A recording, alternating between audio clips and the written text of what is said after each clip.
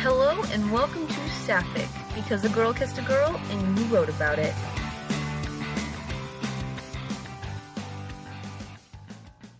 Hey folks, welcome back to Saffic. I'm Kid. And I'm Saint. And today I'm very excited. She's very excited. Because I get to yell about Cophine for an hour. I get to listen to her yell about Cophine for an hour.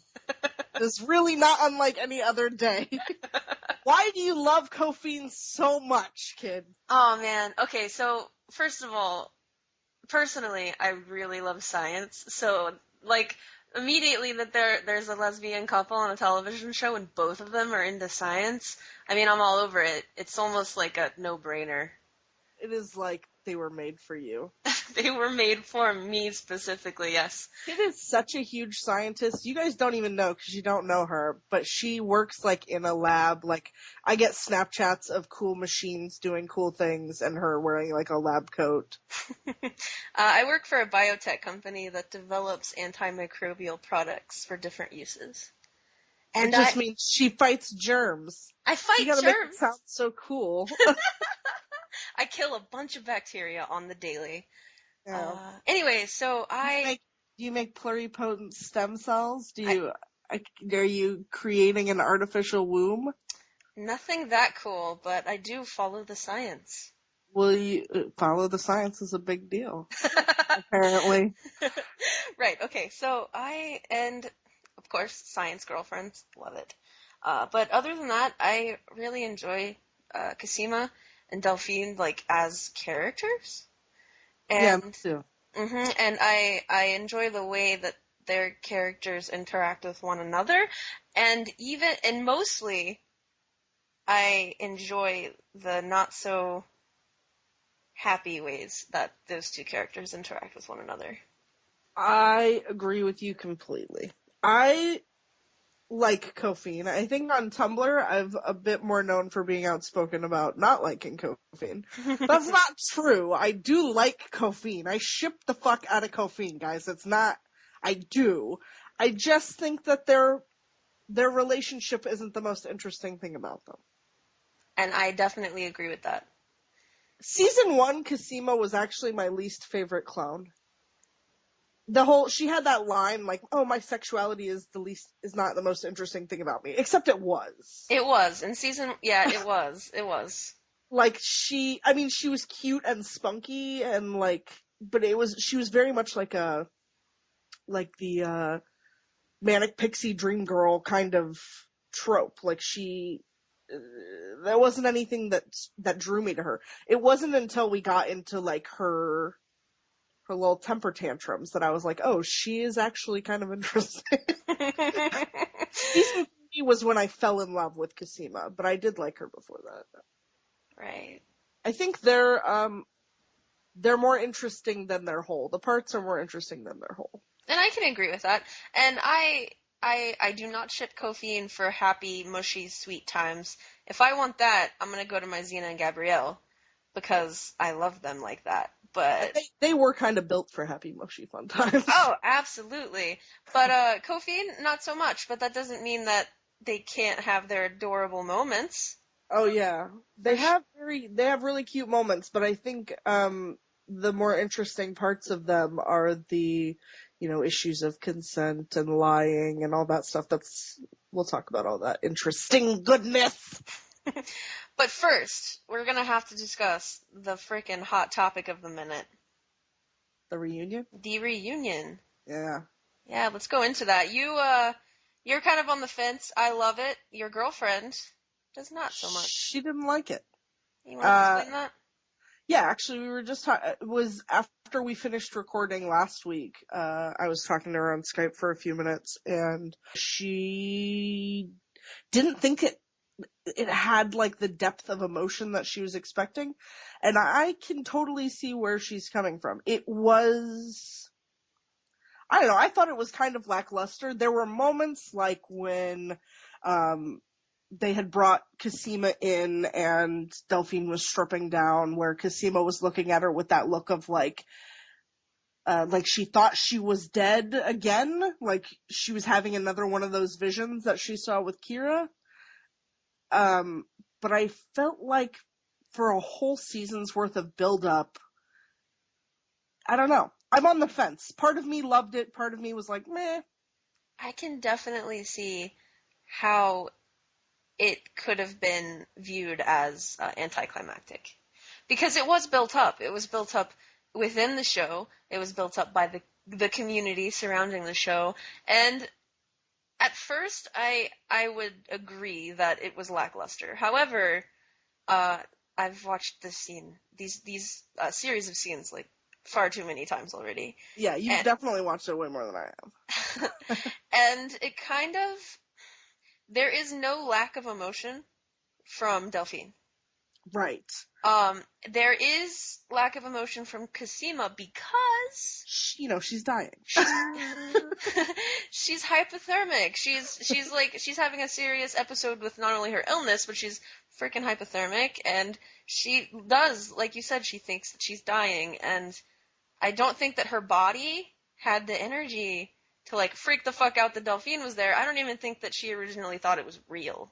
Right, yeah, that's what I'm saying. Like, I think it was very much and I think that's solely on, like, the writers. Like, they put them in a situation where they couldn't have that full-blown, reunion, and I'm okay with that. I think it turned out really well. I am on the fence because I felt like they could have done more with it, but I think for where it was at in the season and the circumstances surrounding it, I think they did as good of a job as they could have. Concurred. And, I mean, there was a lot going on in that episode, and they dedicated, 7 minutes or something I could be wrong. They dedicated, 7 minutes to Cophine in that episode. Yeah. And so I'm pleased, and I was happy. Any chance for them to be mostly naked and pushing their bodies. Actually, my favorite part of was the last scene where they were talking about the finished homework, and Cosima was like, "You can shoot me up just like old times," and then Delphine was like, "I will," and it was so cute. Yeah, I will. She's like, I'll shoot you up, baby. They're sweet. They are sweet. I do like the one thing I like about Cophine is I like they both are working towards the same goal, and it's science, which is interesting to everyone. Well, there are people who are losers, but science is something that's interesting, I think, particularly to people who watch the show.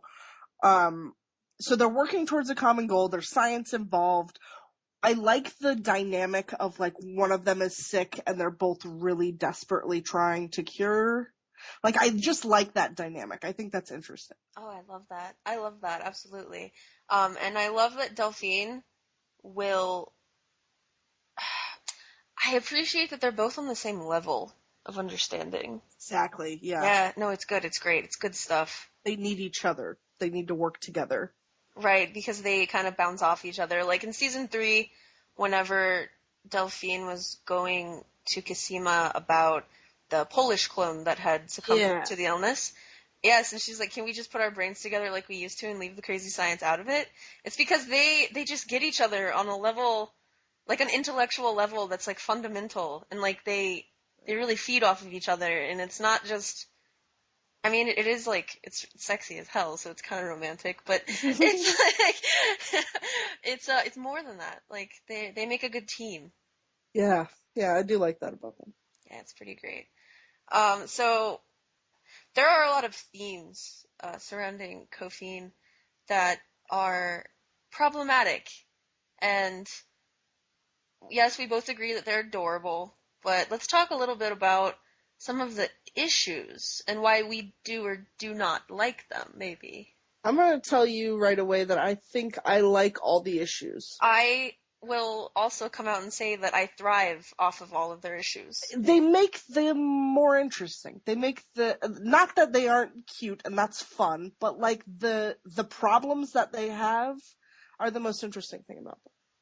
I concur. All right, let's get into that. So one big thing for me is back in season 1, whenever they first met, uh, they both used each other sexually to get what they wanted. Mm-hmm. Like, Delphine, she used the fact that Cosima was interested in her, so that she could secure her position as monitor, and then further along what Leaky wanted.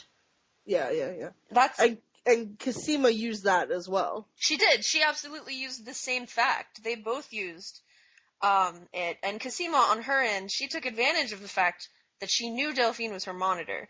Right. And as a function of such, Delphine was like definitely obligated to get as close to Cosima as possible. Yeah, she used the fact, and when people talk about consent issues with monitors, they usually talk about like the Paul to Beth sort of issue, where he is knowledgeable and she is less knowledgeable, and therefore, like, it's kind of rapey.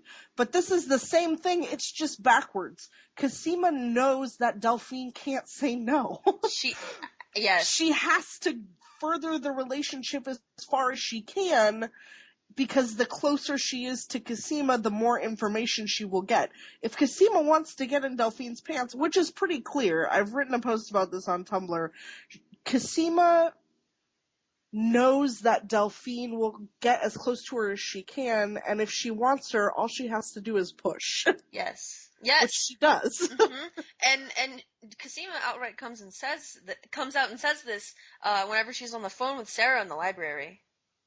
Yeah. She's like, I have a monitor situation of my own, and then she goes on to say, like, basically, like, Sarah's, like, you're the only one that can have fun, and I'm just the geek monkey. Like, that was the summary of that conversation. Like, and that little issue surrounding the monitor, the fact that Delphine was her monitor, goes both ways. And that's what's interesting to me about the issue of consent with Cosima and Delphine, because it's problematic on both sides.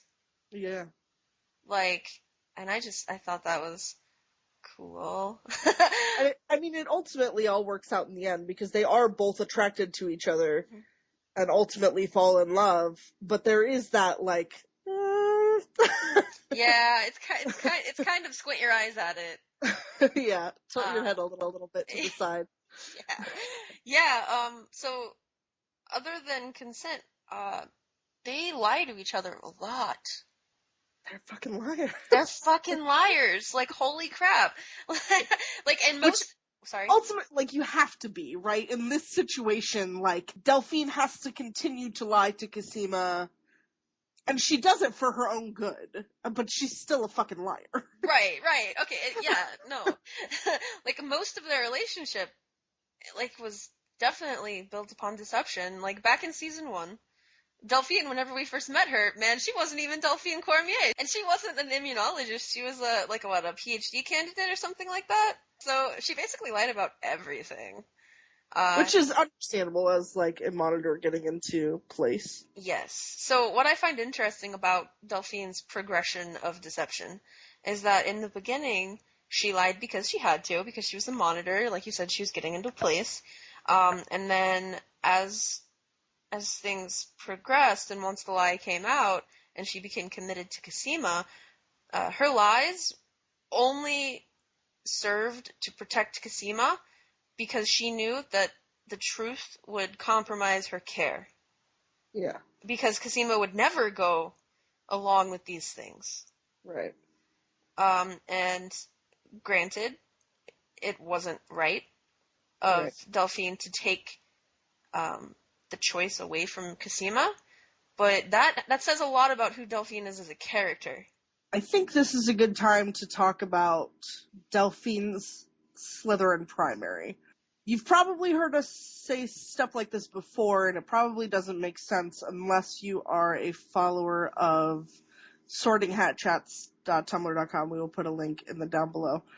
If you're a writer and you're writing fan fiction about characters, please, for the love of God, go there. Learn their system. It is I guess it's kind of a personality system. It's a way of putting characters into boxes so that their actions and behaviors make a little bit more sense. They use, I don't want to get into it in depth. If we decide to do a whole episode about it, we'll talk to the creators first and kind of get their thoughts and their permission before we do that. but Slytherin primaries, which Delphine is, put their people above everything else. Including the truth. Including the truth. If your best friend told a lie or did something bad, you would do anything to protect them from the consequences of that, obviously within reason. But Delphine, so much of her character is tied up in that single aspect of her, that I think her character, above all of the other characters in Orphan Black, benefits the most. Fanfic writers will benefit the most from reading a post over on the Sorting Hat Chat's blog on Slytherin primaries. It truly is a godsend whenever you're writing. Yeah, and especially Delphine. I think her character is very, very motivated by that part of her. Mm-hmm, mm-hmm. She lies to Cosima to get Cosima to continue the treatment, because if she doesn't, Cosima won't do the treatment and she'll die. She makes the promise in the episode with Tony that she will love all of the clones equally, and that leads her into season 3 and having to make these huge life-altering decisions, having to break up with Cosima, having to do all of this stuff, which I think a lot of people didn't really understand. Obviously the people who are listening, if you're listening to this, our target audience already understands. But I think a lot of casual watchers didn't understand the depth that she was going to was all because of making this promise and committing herself to these people.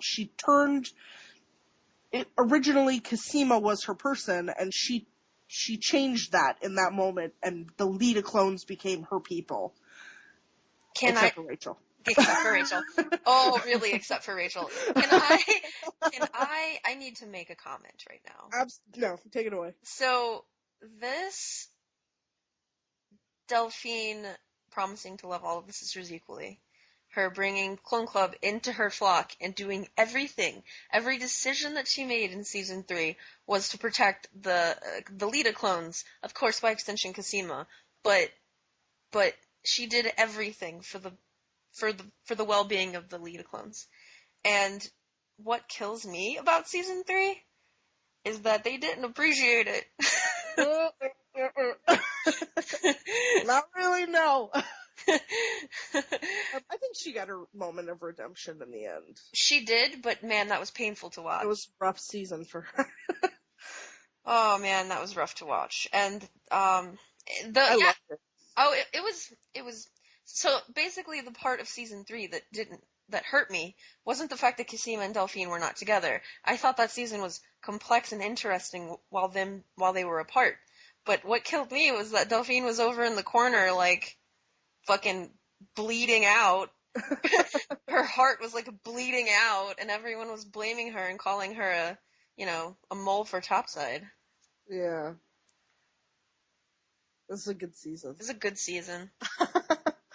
That part of the season was good. There are other parts of the season that I could have lived without, but that particular aspect of the season, Delphine's storyline, Delphine stole that season. Oh man, Delphine was the force behind that season. Like, and I think it's really interesting the way, like, I have enjoyed Evelyn as an actress, but season 3 I learned to appreciate Evelyn as an actress. They didn't give her enough to work with, I feel like, in seasons 1 and 2. She didn't get to have as much really interesting moments, but season 3 is full of so many moments where, like, the way her breathing changes and, like, just the way that she looks to everything she does is so calculated and beautiful, in the same way that we see those kind of things with Tat's characters and we're like, God, she's so amazing. Evelyn had the same shit going on in season 3, and it was so profound. Oh, yeah. Delphine was really complex. Oh, it was so good. So good. So, okay, back to the whole, lying thing. I think a lot of people get caught up on how dishonest Delphine was. For whatever reason. Either they love it or they hate it. But let's talk about Cosima and how much of a little liar she is too. A little bit. So back in the beginning, whenever Delphine was like straight up lying to her, Cosima knew that. And she was aware of Delphine's intentions, but she ignored them. And she didn't really lie as much about who she was as Delphine did, but like her actions were definitely not in line with what she knew to be the truth. And like because of that, she was disingenuous. And then whenever we get to like season 3, she's more outright lie. Yeah. Yeah, because she like the other Lita clones sees Delphine as like a tool for Topside, which she was not. And so as you know, she lies to her about several key things that end up screwing a lot of things up in the end because she wasn't honest. Yeah. If she had just shown Delphine the book. Right. Like, perfect example. What happened to the book? Oh my god, I just remembered the book. You know, the last that we heard about the book was that the copy of the book, well, Right. the book itself, who the fuck knows, but the copy of the book... Rachel should have a copy of the book. Didn't Neelan sent her away, presumably with a copy of the book? Yes. So right now, as far as we know 100% for a fact, the only copy of the book is in Dyad. Right. Delphine has locked it away in a safe place. Safe. That's what she said. Yeah. Yeah. Maybe it's at her apartment. Yeah. Right. So the book, weird little side thing. But yeah, if Cosima would have just been honest about that. Yeah. Yeah. Yeah, for sure. And but it wouldn't have been as compelling of a story. I know, but I know. The joy of Cosima, the bitterness that and it's a question of, did she really not trust Delphine, or was she just that salty? I think she was just that salty. Of like, and I think Scott kind of was picking up on that too. Like, it's all drama with those two. Like, I don't know if we really shouldn't trust Delphine, but I think that Scott wanted to trust Delphine, and he I don't think that he understood initially why Cosima was all like, no. Yeah. And I think that it's an almost confusing turn between seasons 3 and seasons 4, where I guess it was the scene, so Cosima was anti-Delphine until she went to visit Shay, and Shay told her that Delphine threatened her with a razor, which, why that would turn Cosima's favor, I'm not really sure. But the next time she sees Delphine, she's like, I understand why you did what you did. I'm sorry that I made you make the hard decisions and then blame you for them. We all know that scene. But, like, I'm not sure. The emotional, like, pivot was weird. It was. It was weird. I'm okay with it, but I mean, obviously. I would like to know, like, where that happened. You threatened to murder my girlfriend and make it look like a suicide? Let's be together. Yeah. It was definitely weird. Maybe Cosima just realized that everything that Delphine had done, but it just seems a little too... That's why I think she already knew. Like, that's why I don't think that she didn't trust Delphine. I don't think that she spent the whole season not trusting Delphine. I think she was just salty. She was salty, yeah. And she just got over herself at the end. Right. I don't think it was a lack of trust. I think she was just bitter that Delphine dumped her. Wow. And that says a lot about Cosima. I know. And I do like bitter. I do really like the bitter parts of Cosima. That's my favorite part of Cosima, is how selfish and childish she is. Yes. And how all of the clones are like that too. Sarah's the same way. Yeah, no, Cosima, you're right. In season 1, she was far less interesting than she ever got. And even in season 2, I mean, in season 2, like, she became more interesting because she was fighting for her. Like, you know, at the end of season 1, I think, is whenever that last scene with the patent. Yeah. That's where her character started gaining depth. Yeah, I agree. And I really love that scene, by the way. So good. So good. Oh, and then, but I really loved Delphine in that scene as well. Mm-hmm. Like, I've watched that scene several times, literally just looking at Delphine, and like, she feels so She obviously feels so... I love there's a moment in that scene where, and this happens frequently between them, where Delphine has like a happiness to the fact, so in the scene, where they're watching the J-Fits videos and Cosima says like, sometimes I forget that you're my monitor, and Delphine smiles. Yeah. And she's happy about it. Like, she's still so deep in the science of this. Yes. And there's a part in there where, she says, oh, I know your tag number. And she's genuinely happy about it. She loves the fact that Cosima's a clone. She thinks it's beautiful. She's still in that place where the science of this is still very interesting and exciting to her. And I think that's adorable. Yes, I love that. That is something that I love about Delphine. She's so fucking dorky.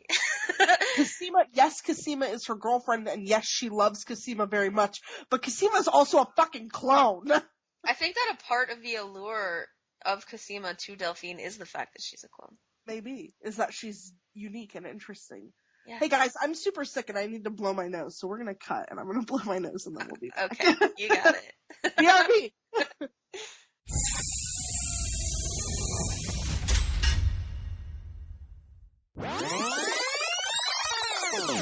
Alright, cut me in. Yeah, so I think a lot of people just see Cosima as being a huge science dork, but, I mean, science is, like, a major part of Delphine's core personality. Yeah. And I think it's adorable. It is really adorable. Why do you think in AU's Cosima's always the nerdy one and Delphine is very often like more of a cheerleader and less I'm thinking specifically about high school AUs. Like sometimes she is a science nerd also, but it seems like Cosima is usually the science nerd and Delphine is like something else. I think that and I do see that a lot. And I think it has something to do with the fact that Delphine, her interest in science is a little less on the nose. I think it has to do with the way that she looks. Oh, really? I do. She's tall, she's gorgeous, she's blonde, Delphine she's got that hair, and Cosima's got tattoos and piercings, and she's kind of like a... I know, I can see that, based on physical features. In my story, Slow Burn, Delphine is she's popular, and she's like, a lot of people wouldn't know it, but she's a super dork. She's dork? Yeah, she's super dork. So, I like secret dork Delphine. Yeah, I was just about to say, I like when she's the cheerleader, but she's like, also, your hypothesis is incorrect. Right, and that's what she is to me, like, in my mind, so that's how I write her. Like, secret dork. Anyway. So, we had an interesting little idea about the phrase following the science.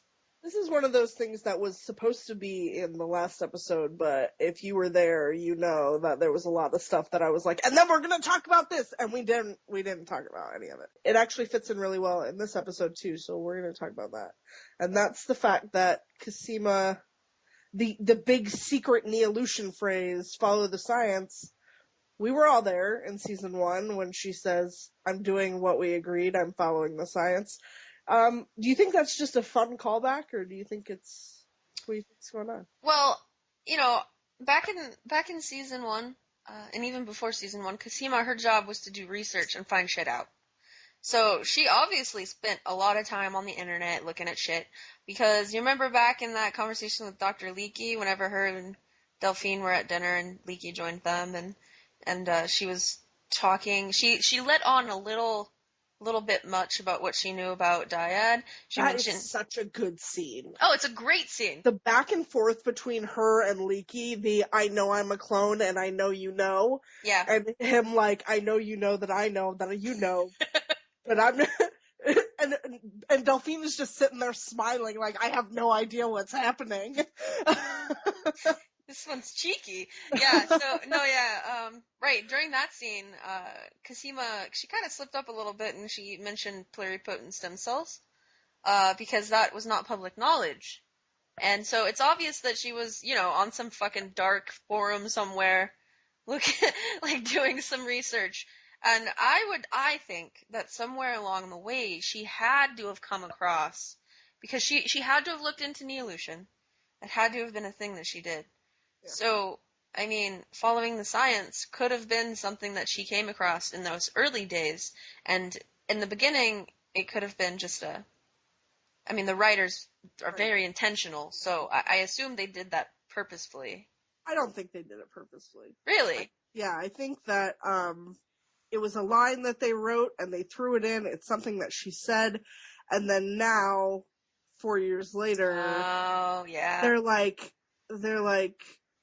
somebody said, somebody wrote it, and then somebody saw it and was like, hey, do you remember when? And I would say that it's just a coincidence, but I do think it's a coincidence. I don't think Cosima has, secretly has been Neolution this whole time. Oh god, no. But I do think that it's, the way that Sarah repeated it to Ira and the look on his face, that, abject, you shouldn't know about that kind of horror look on his face, it's obviously gonna be a big deal. The little earwig of Follow the Science is going to be a big deal. If you're going to use a gun in the third act, you have to show it in the first act. Or whatever that rule is. And I don't know. That's interesting. Yeah, we'll see what happens there. Just sprinkle it in for fun for the fans that are willing to notice it, I think. Perhaps. Okay, so, this is going to get some nerds riled up. They love that shit too. Yeah, they really love that shit. Probably fucking rolling.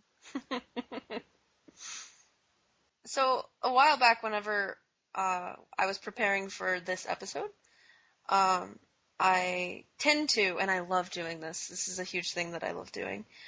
If I'm into a ship, I will Google the F out of them and find compilation videos where it's every fucking scene, those videos. Yeah. And I found a Delphine video, and it was every scene from seasons 1 to 4 with Delphine. Can you find it again? I can find it again. We'll put a link in the down below. Oh, that'll be good. So, it's every scene with Delphine. It's fantastic quality. And if you are interested in analyzing Delphine's character, holy wow, give it a watch. It's almost 2.5 hours of Delphine scenes. That's good for any character that you write in any fan fiction, in any fandom. You can almost always find compilation videos. Go to YouTube or your preferred video watching site and Vimeo. Google. Yeah, you found this video on Vimeo. Yeah. Go to your preferred video watching site, slam on that keyboard, be like, just Docubus scenes, compilation, and you'll find all the time compilation video. Watch the shit out of those, because you don't have to sift through the entire season to find the pieces that you're looking at, and you can watch not only the progression of the relationship or the character development of a single character, but you get to know those physical tics that I keep talking about and how important they are in fan fiction. And you just get to know the characters better. And you should totally do that. If you're writing fan fiction, do that. Yes, this video, Project Cormier, it's wonderful. We'll put a link down below. Yes, we will. Okay. You've got to have your fun. Yes. You've got to talk about how much you love Cophine. As somebody who is so outspoken about my issues with Cophine, my issues are not with Cophine. My issues are with Cophine shippers. Oh dear. We're not going to get in a fight. I just want to casually mention some stuff. I'm going to avoid the big things, because you can go on Tumblr and you can read it. I'm not trying to alienate anybody. It's just the singular thing. People say that shooting Delphine was a bury your gays moment. And I have steadfastly refused to agree with that, and I'm going to tell you why now. Not because she's currently alive, which obviously she is, and that's great.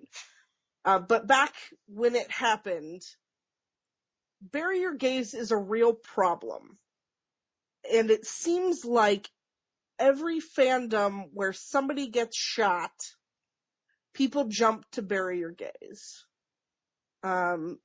And because it is such a serious problem for visibility and for our community, I think that we shouldn't jump to label things bury your gays. Delphine getting shot was not bury your gays. Lexa getting shot was not bury your gays. You want to know about bury your gays? Please go watch Once Upon a Time and tell me where the fuck Mulan is. That is bury your gays.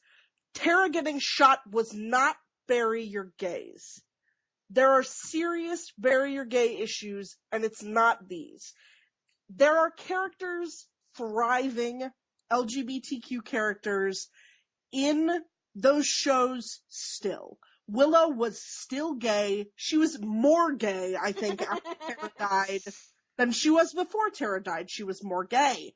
She went on to date another woman. She made a lot of gay jokes. She did. About tongues. About tongues. And not in the nice, wholesome, my girlfriend has a tongue kind of way. Pierced tongue? Okay, sorry. That was a hilarious scene. It was great. There were,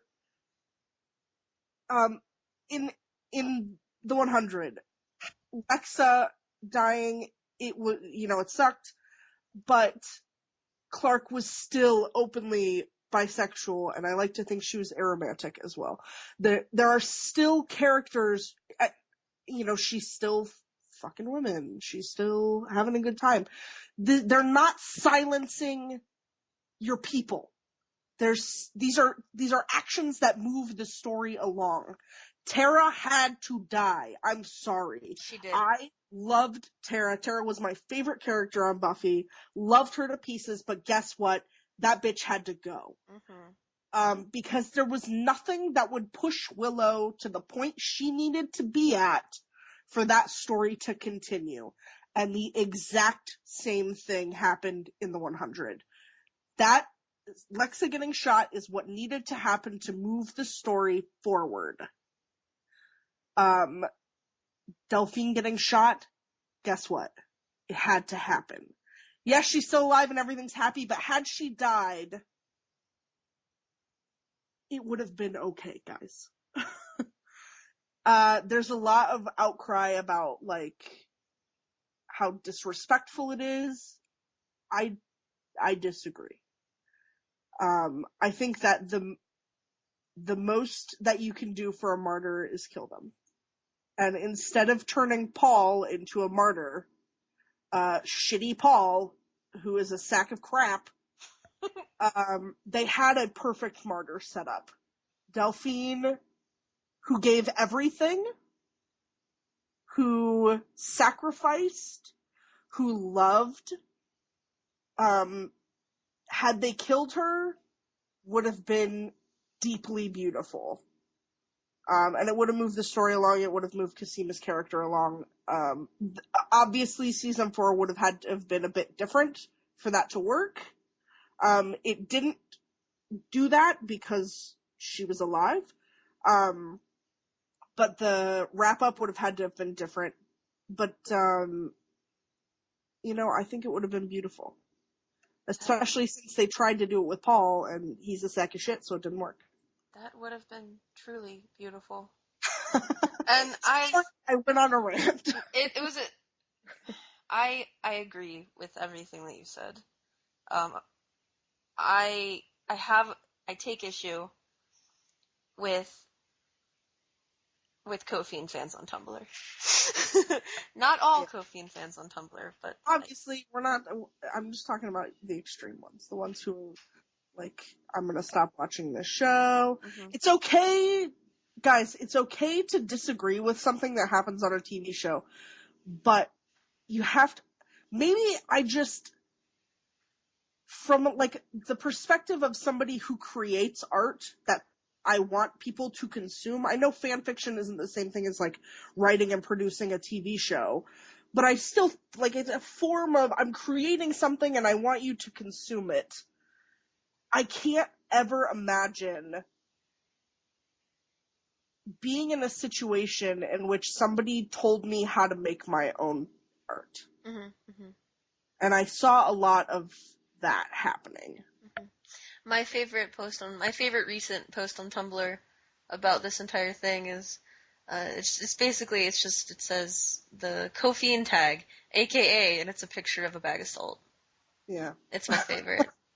Obviously, I think there are valid concerns, and if you were affected emotionally by Delphine being shot, then I'm certainly not saying that you shouldn't feel that way.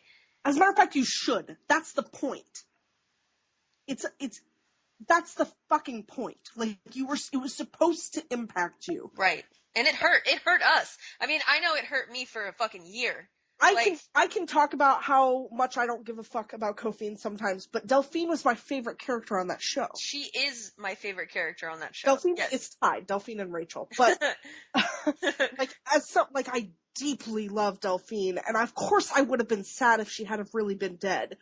But the beauty of that moment, the beauty of the sacrifice, and her putting her bag down and turning around just like Beth, the depth of emotion in that scene, the way that she turned around and faced her own death like a champion, knowing that it was coming, bracing for the impact. It was beautiful. From an artistic point of view, it was incredible. And did it emotionally tear us up? Of course it did. It was supposed to. You were supposed to be fucking crushed. And I understand there are people who have, like, emotional issues and, like, can't handle that kind of thing. And that's one of those things where it's like, I'm sorry, bro, it's art. Like, if you can't handle it, I can't handle Beth Childs. I'm, like, emotionally, mentally, physically, like, I can't handle Beth Childs. And every episode at the beginning of season 4 was a panic attack upon panic attack upon panic attack. But it's art and it's beautiful and you suffer for it. And for how incredible the show is, like, I don't know. I'm talking a lot and I feel like nothing's coming out. It's art. And that's what happens. You should be affected by it. You've said so many interesting things, and I feel like I have nothing interesting to contribute past that, because you're being so fucking deep right now. I have so many things that I've practiced talking about this, because I talk to myself, and I've talked to myself about this before, and I feel like I get it out, but I feel like I'm not getting it out now. Well, we went round and around for a year. Like, we've talked about all of this, and I remember the night Delphine got shot. Yeah. I couldn't talk to you. Yeah. Like, I was like, I need some time, bro. Yeah. Like, I can't do this. Because it affected me so deeply, but never once did I turn, metaphorically of course, to the writers and say, how dare you? Yeah. Maybe it's just the way that I feel like we as consumers, should deal with things. I think that the true measure of a piece of art is how much it affects you. And that's like Tara dying was the most heartbreaking thing that, oh God, that 13-year-old me had ever experienced. It killed me. Yeah. But just think about how beautiful that is to be so deeply affected by something someone has created. It's something special. It's why they do it. And no, I agree. It's why any of us make any sort of art for other people to consume. We want to make people feel things for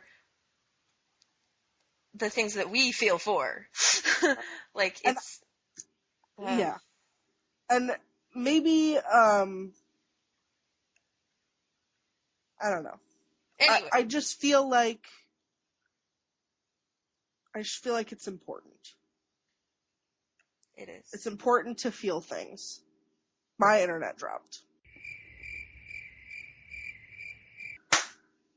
Okay, my internet dropped. We're taking it as a sign that we should shut up about that. I have a feeling that that's going to rub some people the wrong way. I just think it's important to think about. We're going to move on to happier things. What is your single favorite Cophine moment? Okay, so I always cheat when it comes to saying favorites because I base my favorites upon, when it comes to Cophine, upon emotion. So happy versus not so happy. Okay, what's your favorite happy moment? My favorite happy Cophine moment is whenever they're first in the lab, and their new lab at Dyad, and Delphine is making Cosima like a shopping list, and Cosima's like, and then she asks, and then she tops from the bottom. Right, but that's not why. I think it was adorable whenever Delphine asked her that question about if a gene chip something makes a two array thing moot, and she's like, moot? And then Delphine makes this really adorable, like defeated noise of I'm French and I don't know English. And then, oh God, they're so cute. so cute. Like, I die, like, every time I watch that scene. I can't handle it. I know, I've watched it like a million times. It's like the cutest thing. I think it says a lot about Cosima that she's a total power bottom, too. I mean, yeah. And of course she is. I mean, yeah. My single favorite, like, relationship-y Cophine moment, happy Cophine moment, is probably them running out of the tunnel with the wine and, like, the fucking Cardigans or some shitty 90s band is playing in the background, and they're, like, happy and adorable. That aesthetic was on point. Yeah. Did you say a jogging? It's the greatest line ever. I think that you and I just like it whenever Delphine speaks shitty English. Does shitty English. What's your favorite less happy Cophine moment? I got this one recently whenever I went back and watched that Project Cormier video. Yeah. I was incredibly compelled by the moment whenever Cosima finds out that her treatment that she was getting was cured stem cells. And she's in the lab with Delphine, and they're yelling at each other. Like, they're fucking yelling at each other. And Delphine, her hand motion, whenever she's like, her hands are, like, in front of her, and she's, like, expressing her, like, frustration with them, like, trying to get Cosima to understand. Yeah. That is my favorite emotional Cophine moment. You actually, spoiler alert for people who read Slow Burn, she just sent me a chapter to edit, a scene to edit, in which they are yelling at each other, and you have got, that Project Cormier video did wonders for you.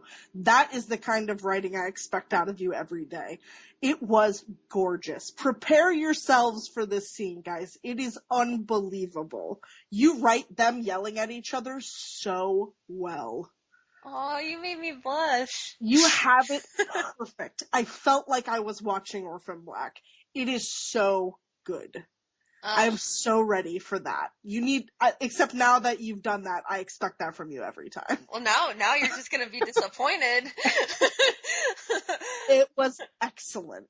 Right. Very excited for you to publish that and for everybody to get to read it. Yay. So basically, I really love it when they yell at each other. Yeah, they're good. My favorite, it's not a sad moment. It's a character moment rather than a relationship moment. I've done a huge big Tumblr post about this one too. It's when they're standing in front of the elevator waiting for Gracie and Felix, and Delphine is like, are you okay? You've been showing up late. And it's this delicate play between, I'm still your monitor and I still need to make sure you're okay, but we've just broken up and there are boundaries. Like, she's trying to navigate the social boundaries of recently broken up with Cosima, who finds this hilarious. Like, she, like, scoffs and laughs at how ridiculous this situation is. It's a great scene. I've written a post about it on Tumblr. If you want to find it, you can find it. It's not hard to find. And I love that moment of awkward, like, just talking to your ex again, like, for the first time, like, alone. Yeah, no, that's a great moment. Like, so good. The first little tiny Orphan Black fanfiction that I wrote was like that scene. That scene, like, oh man, it's a good scene. It is. It's a great scene. Right. What are some Cophine fics you like? Well, I must admit that I haven't really read very much Cophine recently because I've been writing it. Yeah, and I feel like when you're writing fan fiction, it's really important to kind of stay away. Right, because I like being in my own vacuum of the characterization that is not. If I'm gonna get characterization, it's not gonna be from other fan fiction. It's gonna be from the TV show. So recently, I haven't read much. However, there are a few, stories of note that I really enjoyed whenever I read them. So I'm gonna give some props to the writers of those fics. Of course, in a previous episode, we talked about 3/24/21 by J Bear, 1701. It's a great story. Probably the best Cophine fic I've ever read. It's probably my favorite, just Cophine fic. Another one that I just enjoyed is Severed Crossed Fingers. It's a Rock Band Is that the band, the Rock Band AU? It's Rock Band AU. Yeah. I have not read it, but I know of it. I enjoyed the writing style of the author. It's by Arabi Bazaar. I don't know how to say that name properly. I apologize. We will put a link in the down belows. We're not going to put a link to the other one because we already have. Right. So Severed Crossed Fingers, it's a really cool Rock Band AU. It has Delphine. It has cool drummer Delphine. And it has indie Cosima. It's good. It's a good one. I've written a Rock Band AU before. Did you know that? I feel like I knew this. It's not important. I just felt like saying it. What about the space opera one that we read? Oh, the space opera one. That was a good story. There's like a sequel to it. I honestly right now I can't even remember the name. I believe the author is Lady Zephyr. I could be wrong. Yeah, no. I think the first one is called Do No Harm. Right. Okay, now I'm on the page. I've read the first chapter or two of the sequel. I just haven't really gotten into it. I'm trying to write. The first one was pretty good. Okay, yeah, you were right. The first one was First Do No Harm. Yes, and then the second one is Cura Te Ipsum. It's Latin. I'm terrible at Latin. I apologize. Isn't that like learn to cure yourself or something in Latin? I don't know.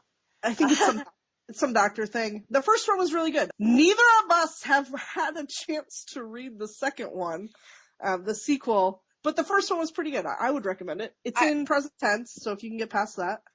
It's actually one of the only present tense stories that I was able to get past that. I made you read it more than I gave it to her to read. I was like, hey, this is a really good fic. Check it out. She's like, it's in present tense. I can't. I'm like, dude, I'm not fucking joking. Read this fic. And she did, and she loved it. So. Yes. Because usually whenever you tell me something, it's right. And I just have to fucking learn that. Oh my gosh. Anyway, so Formation Process is another story by Lady Zephyr that I enjoyed. It got kind of weird at a point, but I'm not going to go into that. Which one is this? Formation Processes, I believe. It's an AU. It's set in 1979, and it's the paleontology one. They're on a dig. I know what one you're talking about. Yeah. And it got a little weird, but I genuinely enjoyed reading that story. Yeah, it wasn't my favorite. I think that it's by the same author? Yes, Lady Zephyr. I really enjoyed First Do No Harm, and I think that my expectations might have been a little high when I continued into her other work. Understood. Do you have any other ones? I do. So there's another one that I read, and I genuinely enjoyed it. It's called Love Like Fools. The setup was interesting. It was weird, and that's what I liked about it. It's that Cosima Cosima lives with her father, and they visit the south of France. And then whenever they're there, Cosima's father meets Delphine's mother, and they Hmm, and they get into a relationship. And that's different.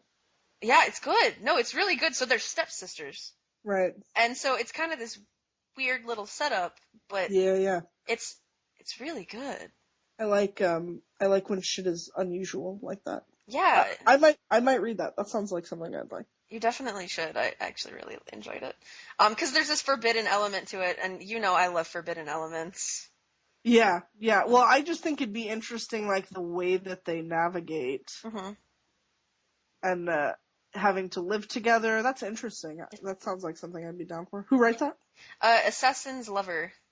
Assassin's Lover. Yeah. Sweet. Nice pseudonym, bro.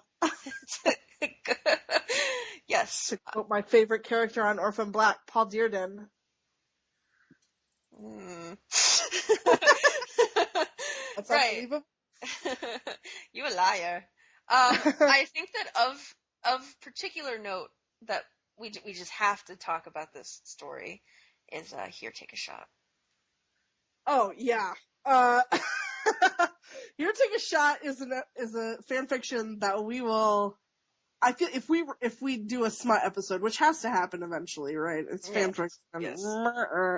There's gonna be a smut episode soonish, I'm sure, when we run out of other shit to talk.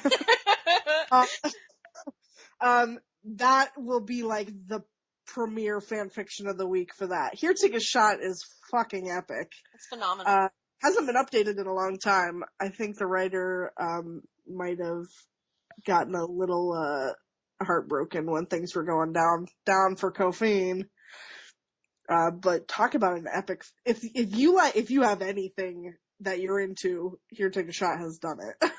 Not only that, what I really love about Here, Take a Shot is that the Cosima and Delphine in a lot of them, the fucking characterization is like on goddamn point. Oh god, yeah. And not only that, the little AUs, like the smutty AUs, I would just read an entire novel of that. There are some that like people have pushed. My favorite one is the one where Cosima's deaf. We have the same favorite one. That is also my favorite one. Yeah. I would read that entire AU. Write it, Tumbleweed. Write it, Tumbleweed, because if that was a full story, I think that would be my favorite Cophine story. Yeah. Like, it is so good. It's really good. Her Rock Band AU one was good too. I think it's 2 parts, maybe 3 parts. I think there were 2 Rock Band AU ones. There's one, I'm not sure. It might have been a 2-parter that took place at different times.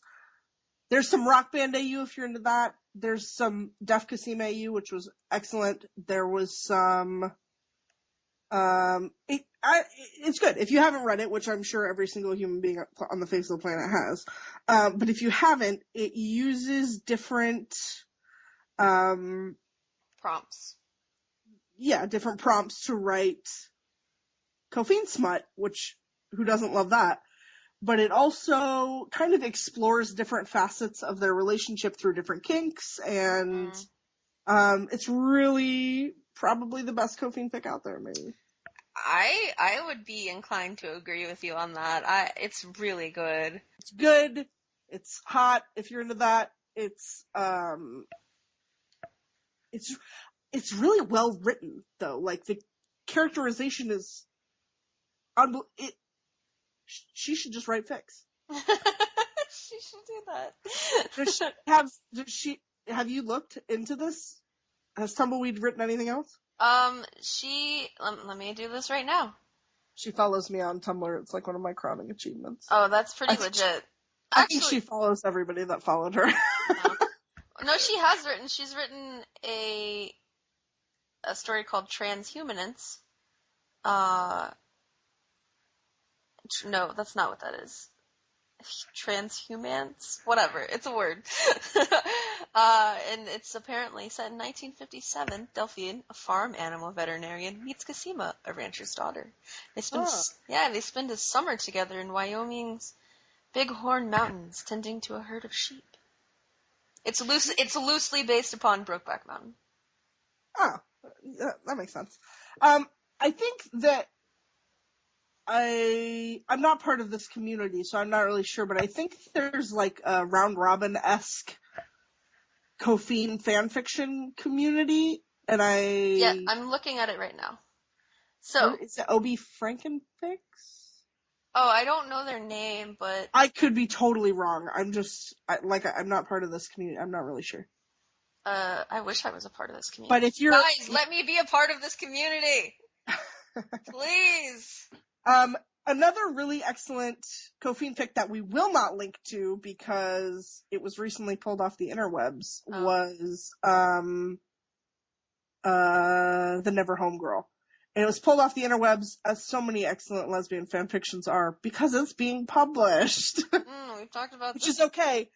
If you had the joy of reading it, you know it was a I might buy the book. It's a fantastic fanfiction. Really, really unbelievably good. It was about,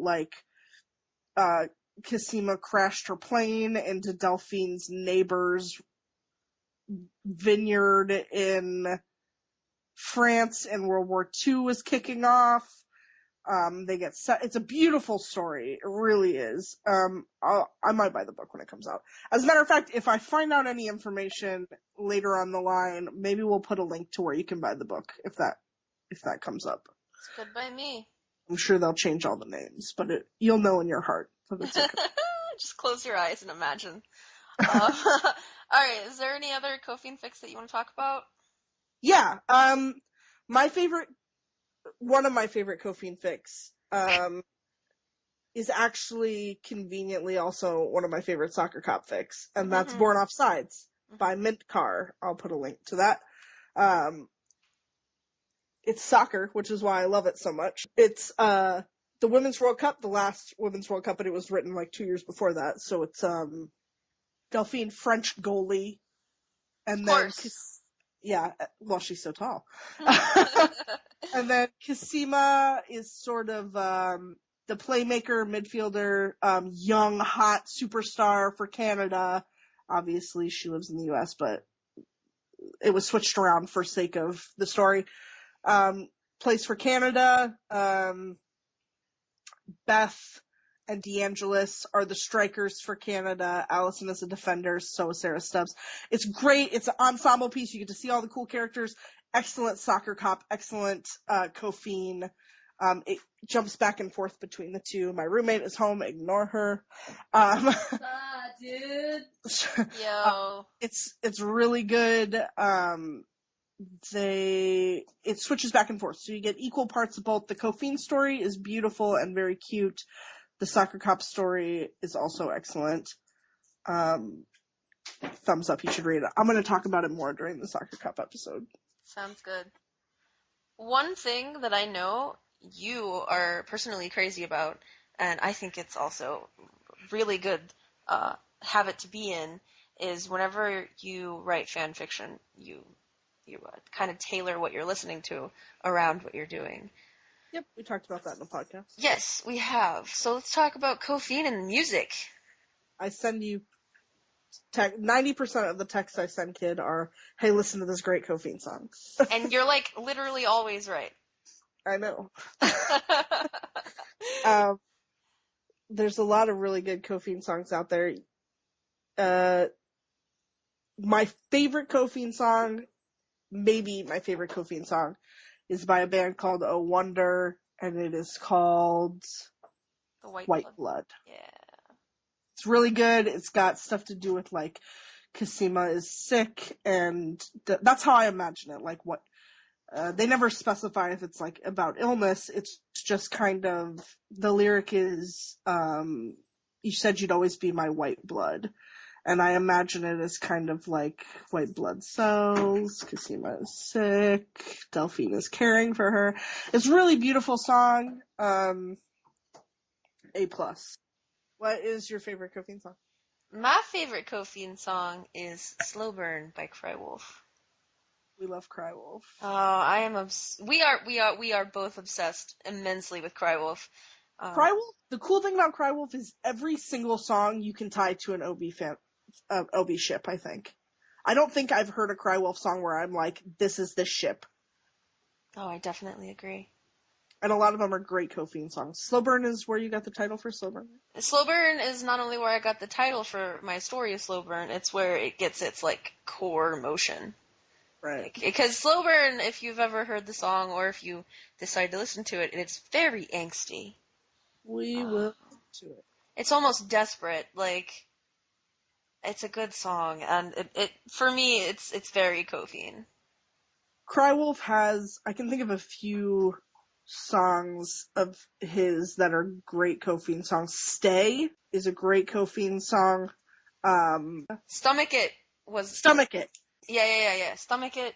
Stomach It is my favorite, my second favorite Cophine song, actually. Perfect season 3. Cophine. Perfect. I've done posts about it on Tumblr. That line, the whole song fits with season 3 Cophine, but I'm a particular fan of the I lost my soul in your skin tones because it is very much, because there are so many different skin tones amongst the clones. Like, I took it literally, like, Delphine lost her soul amongst the skin tones of the other clones, right? Like, it's beautiful. Allison's got the, like, fresh pink to her, and Helena's very pale, and... Mm-hmm. I think Stomach It... wow, Stomach It and Slow Burn are probably tied for my favorite Cophine song. Another good... Oh Wonder is a great band, and I swear that they're not the only band that I listen to. They do have 2 other really good Cophine songs. Without You is a good Cophine song, and Plans is one that is, I think it's kind of taking out, I think I've heard it on, like, more popular music channels on Google Music, recently, but it's, it starts off with, like, I made a home in a basement, I didn't think that I needed the light, all the plans that I'm making will get me back to you in time.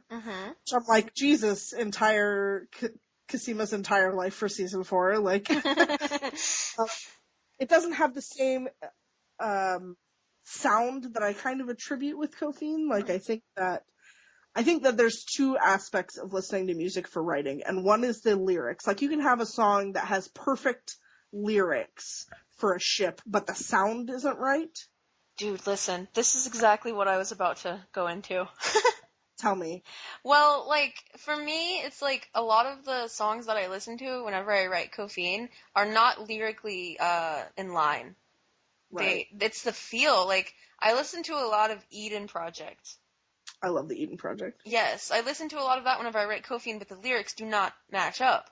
Right. It's I think he has switched to just Eden now. Oh, okay, Eden. Okay. It's okay. His old stuff is the Eden Project. Right. So Gravity by Eden is an amazing song. It's not only is it just like a great song, like the feel for it is very Cophine angst for me. That is actually the fan fiction that I'm writing right now, the current AU, high school AU that I'm working on right now. That is actually like the theme song. Like, that's what I listen to before I get going. No shit, really?